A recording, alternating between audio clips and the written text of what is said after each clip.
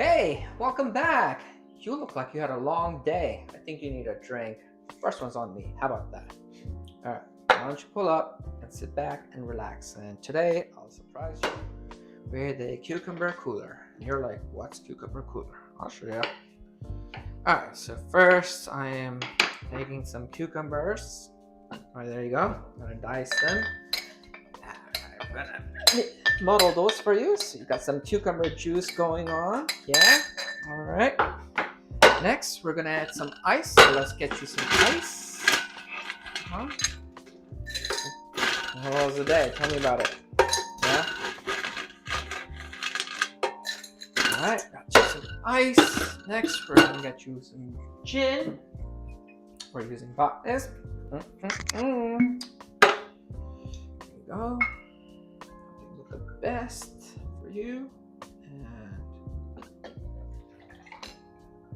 gin. Fill it with tonic, and you're like, but Rank, this is just gin and tonic with muddled cucumber. I know. Wait, we're not done yet though.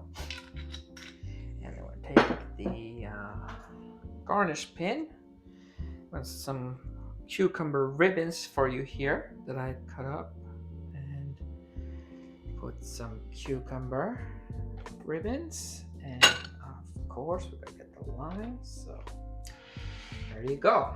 Well, have a nice one, enjoy, relax, and I will show you how to make this cucumber cooler. At the same time today, I always get asked like, Rink, how did you get this started as a bartender, and how'd you get in this field even though I work in corporate? Now it's, I tell people like, and I get these asked like, every in a month. I'll probably get asked twice at the bar where I'm working, usually at the night shift. And I tell people like, hey, bartending, you want to start off as a bar back, right? And you're like, what's a bar back? Well, a bar back is, think of it as like a bartender's intern, paid intern, or a helper. And usually what a bar back does is washes glasses, hauls ice for the bartender, fills up the ice. Or also if they're running low on any cordials or liquor, they'll go down to the stock room or to go ask the manager for and go get those, right? So you want to start off as a bar back because it's a great way to look in the life of a bartender, especially when it's busy night, right?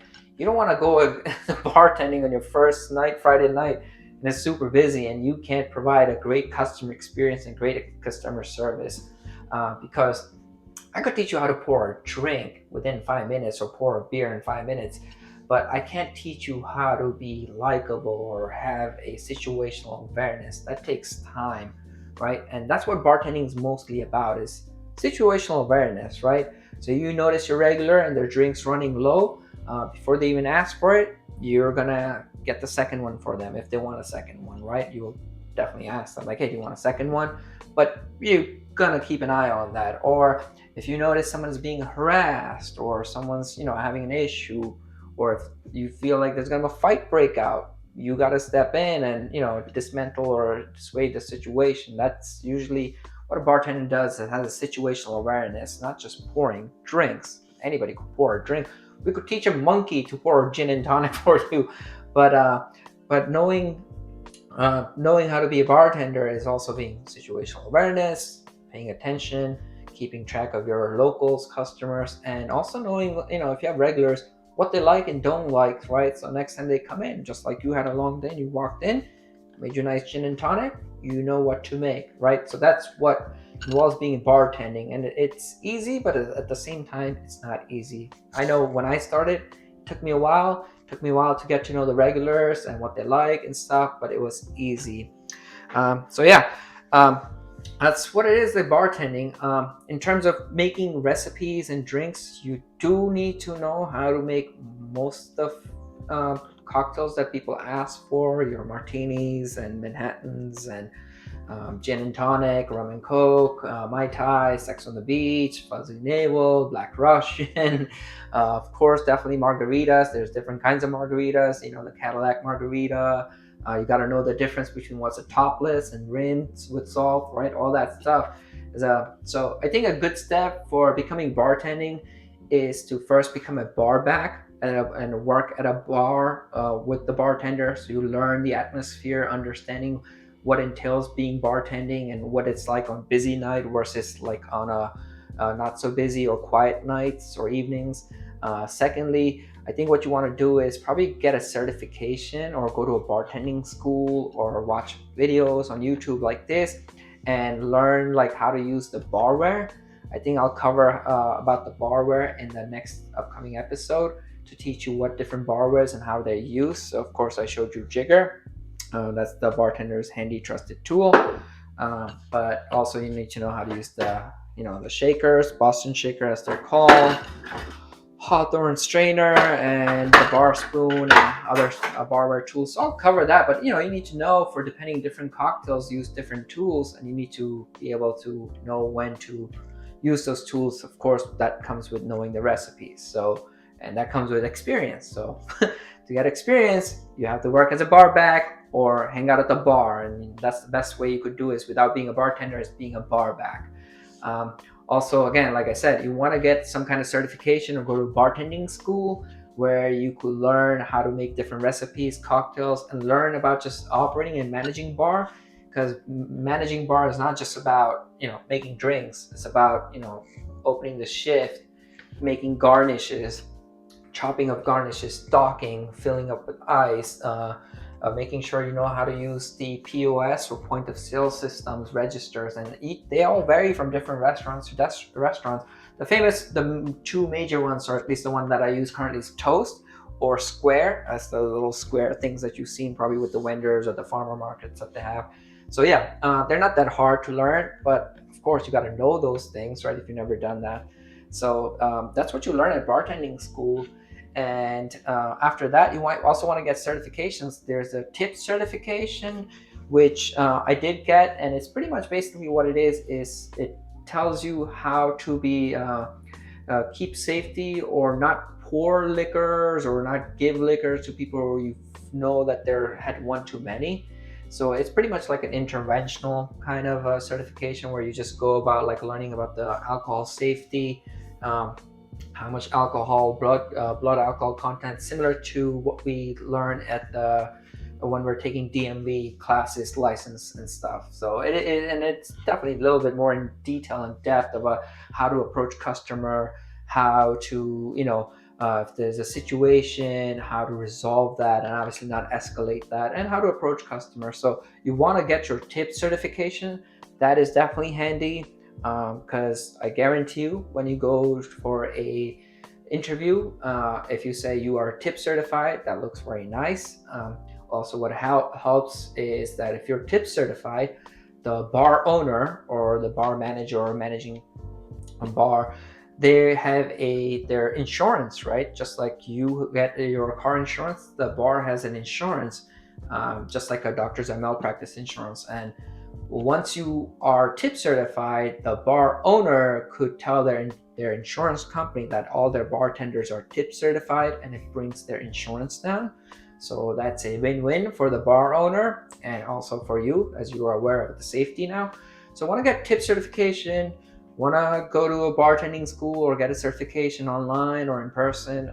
I went to a bartending school. It definitely helped. It was fun.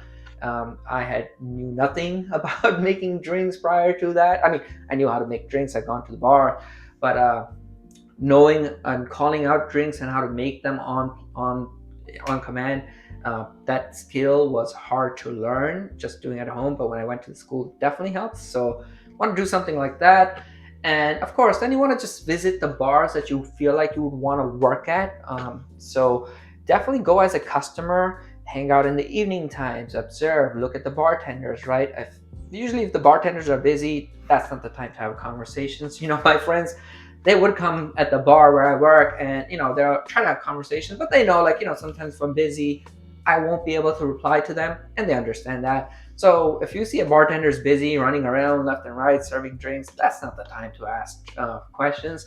But if you go right, before the evening or happy hour kicks up, maybe a half an hour before, and the bartender's just stocking stuff, that's a good time to ask the bartender, like, hey, what's the vibe like? How's it working here? So you want to frequent the restaurants or bars that you envision yourself working, right? And then once you're ready, you want to go and see the bar manager or bar owner on, of course, not at their busy time. Again, don't go when they're busy, but go call in ahead of time and walk in when they're not busy time, and ask to talk to bar manager and bring your resume, your bartending resume, and just ask, tell a little bit about yourself, who you are, and why you want to be a bartender, or what you like about this place, and hopefully that will get you a bar back position again, or bartending position. I could almost guarantee you that being a bartender from get-go, it would be very hard for you to get a bartending position if you're just freshly new out of bartending school, or as a just started being a bartender. It's going to be very hard. No one's going to take a chance on you, but that shouldn't dissuade you from not being a bartender. But like I said, start as a bar back, right? So if they offer you a bar back position, definitely do that. Some places, if it's a restaurant, they'll ask you a server position. Do that. I've done that. I've been a server before my first bartending job. So that definitely helped, right? Because then when you're as a server, you're going up to the bartender to get the drinks for the customers that order on your table that you're waiting on.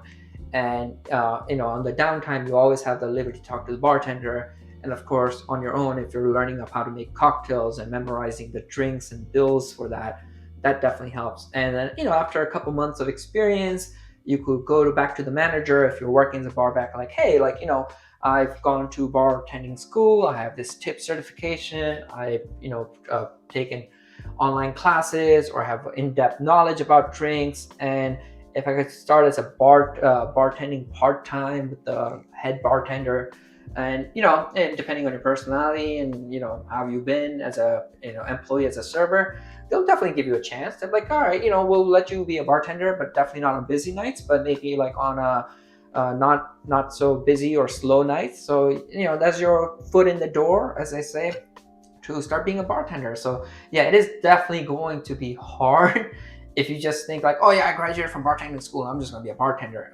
I don't think you're going to get in that way, but I think your way in to be bartending, or behind the bar, or behind the wood as we call it, is to be a bar back or be a server, and of course frequent the bars or restaurants that you want to work at, and get to know the place, the vibe, the clientele, the customers, what kind of customers come there, because there are different types of bar. There's like a upscale or a fine dining bars which have their pre-made cocktail menu, so you want to memorize that. There are, of course, dive bars that your clientele is probably going to be gin and tonic, rum and coke, beer on the draft, or cans, or high noons as they now, there are White Claws that they're using now, seltzer or vodka, things like that. You're not going to have a fancy cocktails, but some fancy bars, restaurants will have their own cocktail menu, and you will be expected to learn and know that, assuming you come with a disposition or pre-knowledge of making regular drinks, like I said, martinis, Manhattans, margaritas, and all the other cocktails that usually people ask for on most of the times, like vodka-based cocktails or tequila-based cocktails. So that is definitely what it takes to be a bartender.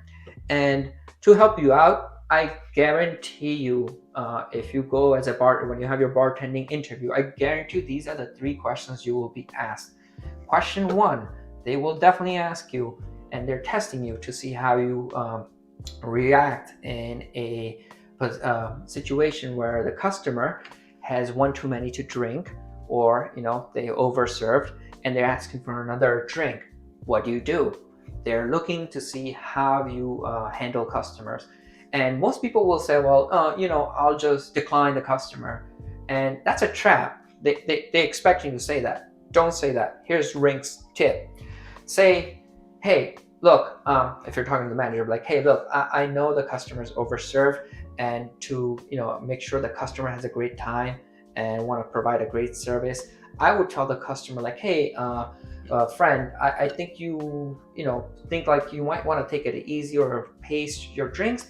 how about I get you something to eat? Like, it's on the house, it's on me, first round, right? So we could get you something to eat, or you want to get some glass of water. So offer them glass of water or food. Obviously, definitely not drink. But if they keep insisting that, of course, you have to be firm at that point and say like, hey, look, I am worried about your safety first. It seems that you had one too many, and I care about your safety, so I want you to get home safe. So how about we get you a glass of water or food? And if they still keep insisting, then of course that's when you call the manager or security, depending on the place that you work, if it has security. If they leave, definitely don't let them leave. You might want to call the security or let a police officer know, because you'll learn in the tip certification, as I mentioned, that you will be held liable if a customer is drunk and walks out of your bar. Even if they didn't drink at your bar, but they arrive drunk and they leave, you will be held liable. So it is up to a bartender, like I said, situational awareness before, to be aware that if somebody has one too many, to obviously take some precautions and make sure they're eating food, drinking water, and spending just time so they could, I guess, alcohol pass through the system. So they are looking for that answer, and however you want to word that, but they're not just looking for like, well, I won't serve them. But I want to make sure that, hey, you want to short and simple, like, hey, I care about the customer safety, but I also care about your liquor license. You could lose your liquor license, and the customer could get in some kind of accident or anything if they're driving. So that's a good way to answer that. Second question that they will ask you is, they're like, why do you want to work here, right? And you probably most people would just like, well, I could use the extra help, or I'm just looking to make part-time job to make extra money. Again, that's an okay answer, but Rink's tip or Rink's answer would be like, hey, I frequented here as customer. I love the vibe that you got going on here. I love the atmosphere and the service that you provide as a customer. I know your bartenders are pretty great at providing customer service and having a friendly atmosphere. And I want to be part of that, as well as learn from your establishment, as well as the client and customers that you get here, to have a friendly, engaging, social atmosphere and be able to work in that kind of atmosphere. So that's a good answer, because that tells them like, oh, not only as you here as a customer and you like our place, it makes them feel great, like you're complimenting their service and their bar, restaurant, whatever it is. And it also shows that you're not just putting generic like, I need money, right? Of course, every job is done for financial motivation, of course, but this way you're saying, I like the vibe, I like the atmosphere, I like how your bartenders create a friendly vibe here, and I want to be part of that. So that definitely helps.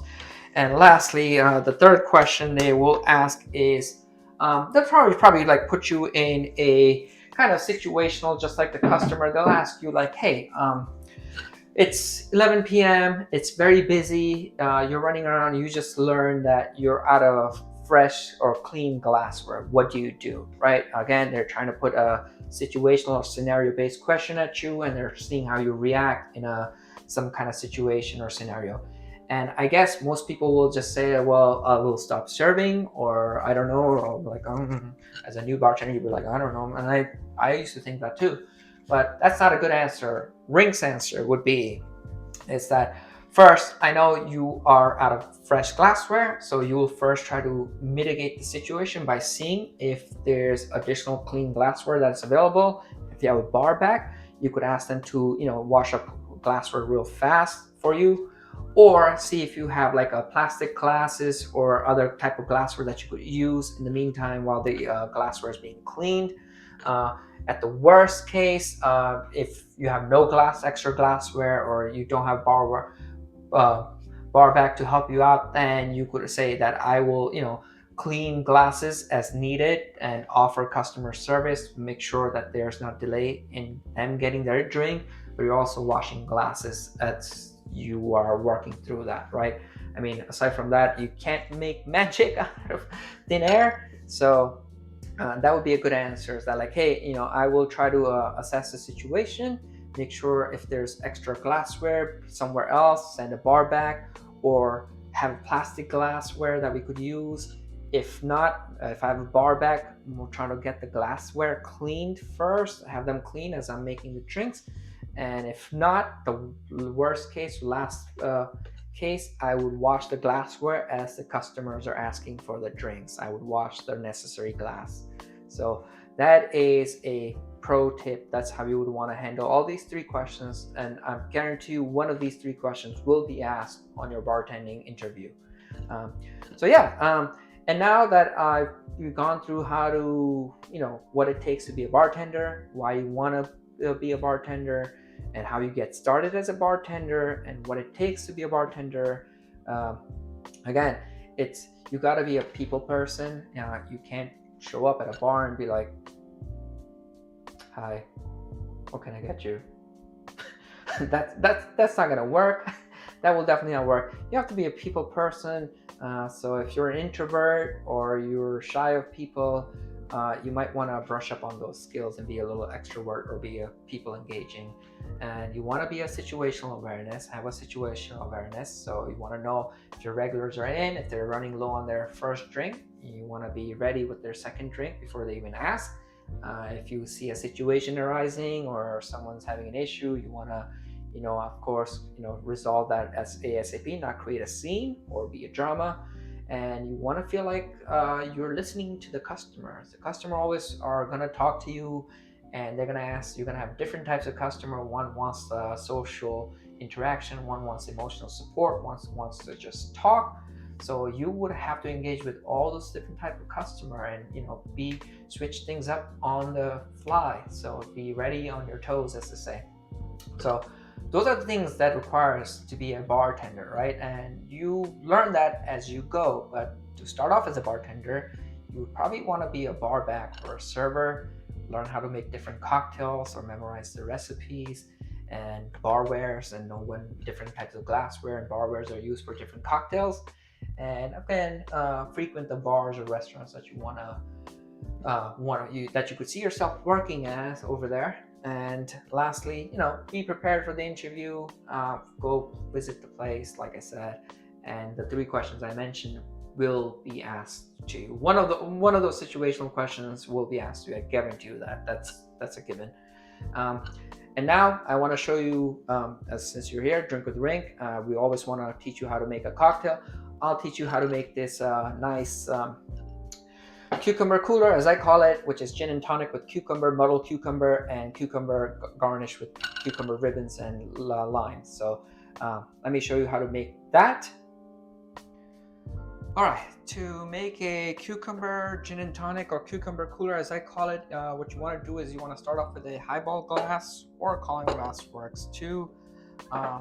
First, you want to cut a few cucumber slices, and you want to muddle it, so with a muddler. So this is a muddler, so you want to go ahead and muddle it. So we'll create some cucumber juice, which will enhance the flavor of your gin and tonic. So that's how it'll look after it's muddled. Second is you want to add ice to it. So let's add some ice to it. Waiting.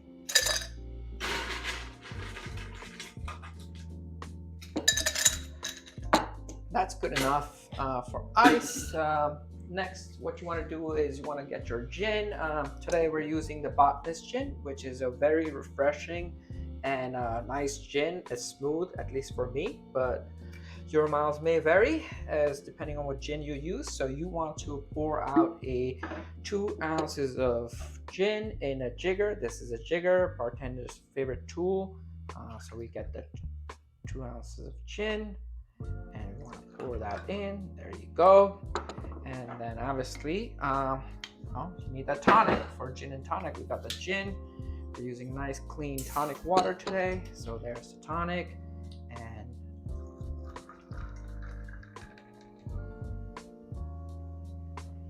watch out for the bubbles. And then after that, you want to definitely garnish your drink. So the rest of the cucumber that you have is what you want to do is you want to take a peeler, and you want to peel the skins off, and then you want to create these ribbons of thin ribbons of cucumber, and take your garnish pin and you want to kind of wrap it around it like a little zigzag. Makes it look nice. So you have that. If you're fancy, start using 2 ribbons so it makes you feel a little fancy, but you know, that's how you do it. So here you go. And then of course, you know, every time you use tonic water, you got to use lime. So we're going to cut a lime veg, and then just put it on glass, and you're going to put it thing, and that's how it looks. That's your cucumber cooler gin and tonic. Smooth, refreshing, and works every time. So thank you. All right, so that's how you make a cucumber cooler. And cheers. I got mine, and here's a straw for you. So if you want to use a straw, I usually don't use a straw, but you know, make it fancy. I guess today we learned that how to make a cucumber cooler. You had a nice cold one, and I also want to just leave with a description of how to be a bartender. I'll put it drop down in the description. I will leave a bartending checklist that will help you when you do go for an interview or want to be a bartender, and I'll leave some resources in the description for you. So when the time comes for you to be a bartender, you could read up on those resources and, you know, ace that interview and, you know, be a fellow bartender just like Rink. So once again, thank you so much for coming over. I hope you enjoyed the cucumber cooler and you're feeling refreshed, and I hope the week goes really well for you. And again, my friend, remember, drink responsibly, live wisely, and thanks for being on Drink with Rain. Cheers.